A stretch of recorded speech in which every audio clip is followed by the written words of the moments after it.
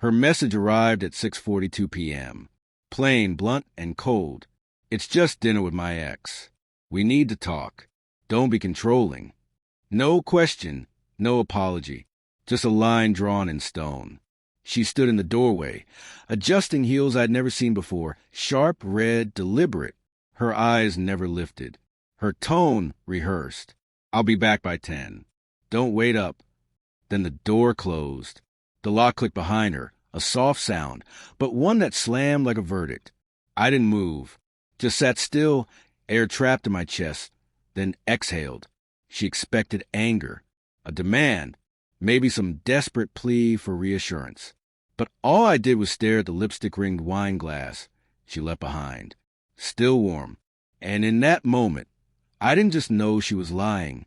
I knew she wanted me to know. That was a cruelty. Not the lie, but the invitation to see through it. So I didn't text, didn't call, didn't even check the clock. I sat with the silence and replayed everything.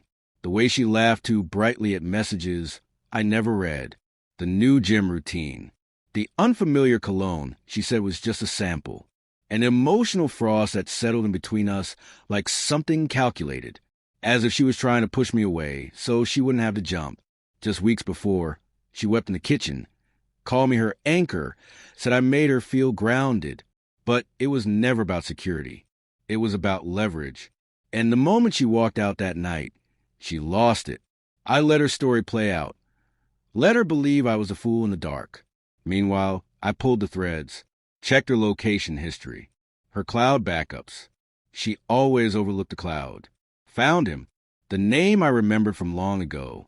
The one she promised had no meaning, back when her guilt still leaked through her eyes. They were meeting at Vino Rosso, the kind of place people go to hide in plain sight. Low lights, high prices, deep secrets. So I made a reservation. Same hour, 2 tables away. And I didn't go alone. I brought someone striking. Not someone I loved, not even trusted. Just someone who knew how to smile on cue, who could reach across the table and graze my arm in a way that would sting from across the room. This was a revenge. It was exposure. She entered first. Paused, scanned. He followed, cocky, certain the ending. She didn't spot me immediately. But when she did, she froze. Shoulders squared, breath caught, like a marionette whose strings had twisted mid-show. I didn't react.